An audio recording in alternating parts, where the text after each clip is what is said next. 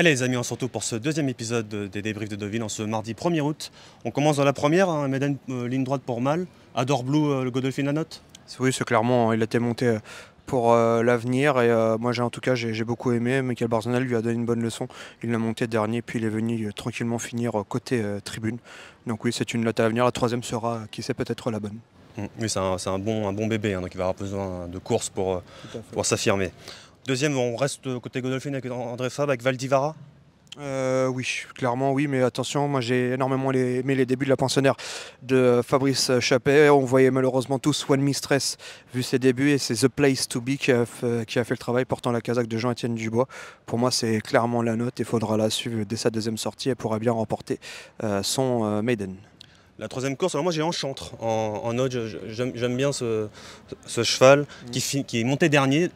Sorti du virage, des derniers virages, des derniers tournants, il est dernier et il finit à une vitesse magnifique. On pourrait dire Ricoletti, mais on connaît, on va dire Ricoletti. Enchantre, je trouve qu'il finit vraiment bien. Alors moi j'aime beaucoup le tandem Guillaume Gadjgay, Xavier Thomas de Mault. Ça fait maintenant quelques semaines qu'ils cartonnent ce duo. Même l'année dernière ils ont fait une magnifique année. Je trouve que c'est un duo dans le sud-ouest qui marche énormément. Et quand ils se déplacent, quand ils montent à Deauville, ce n'est pas pour rien. Donc oui, on notera bien évidemment ça. Et il y a une chance de le revoir lors de ce meeting. J'avais un doute, mais c'est elle, c'est une femelle. C'est elle, Enchantress. Ouais. Ensuite, dans la quatrième, moi j'ai noté Quiros de M. Desser Sanchez. Malheureusement, il était à la corde, il n'a pas eu la bonne partie, la bonne piste. Il finit quatrième, on aurait pu espérer mieux, avec les 52 kilos en plus. Oui, moi je noterais Dodoma, corde 16, et très bien monté par Olivier Pellier. Il a eu l'intelligence de venir tout près de la tête.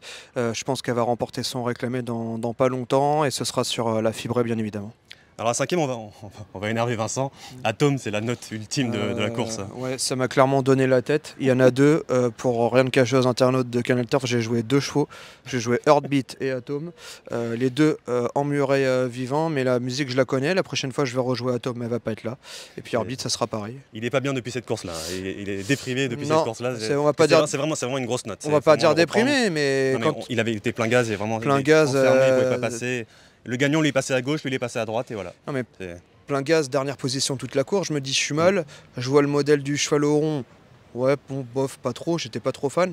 Et quand je vois finalement la course, ça court très bien. Mais comme quoi le physique parfois, voilà, c'est ma concours de beauté comme dirait. Dans la sixième, alors j'ai pas de note, honnêtement je sais pas. Le cheval de toute la France a gagné, Margesson il mériterait. Ouais. Moi je félicite l'entourage de Christophe Lotou qui chaque année vient avec des chevaux sur la fibrée deauvillaise et qui réalise ici à chaque fois un bon petit meeting.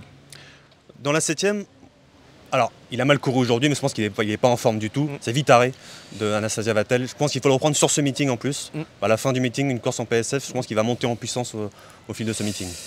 Alors normalement il s'entend bien avec Emmanuel Etienne, mais ça fait maintenant quelques temps que le tandem Emmanuel Etienne et Anastasia Vatel, ils sont malheureusement soit malchanceux ou soit pas du tout dans le coup. Maintenant il faut l'avouer, elle n'était pas du tout confiante avant le coup. À mon avis il avait besoin de cette course là, donc il faudra le reprendre la prochaine fois. Je pense qu'il va monter en puissance. Ouais. Mais la vraie déception ça reste les pensionnaires de Stéphane Vatel qui termine quatrième et cinquième. Aucun dans les trois, alors qu'il avait vraiment trois bonnes chances, surtout Scottish Saint qui était très bon. Voilà.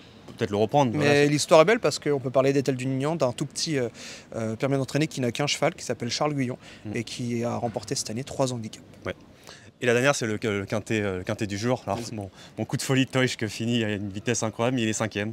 Et le mien termine quatrième. Ouais, Magic Vati aussi, mon coup de cœur. Magic Vati. Et mon coup de cœur, c'était Zéro Stress.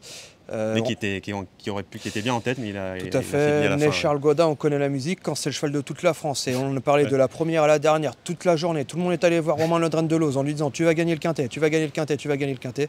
Je crois que ce soir, malheureusement, il va rentrer avec un mal de tête pas possible. Et malheureusement, Né Charles Godin, il faudra le reprendre. Et voilà, donc Toysch, Magic Vati sur PSF dans ce meeting à reprendre. Il faut avouer qu'Alexis Pouchin a été très malin, il a mis énormément de rythme. Il le fait souvent avec la Naken, il va souvent devant. Et d'ailleurs, cette fois-ci, il a repris sa revanche sur Zéro Stress. Oui, Zéro Stress a craqué lui. Tout à fait. Voilà les amis, c'était les notes à retenir de ce mardi 1er août. On se retrouve jeudi pour une semi-nocturne ici à Deauville. Donc voilà, à jeudi. Merci.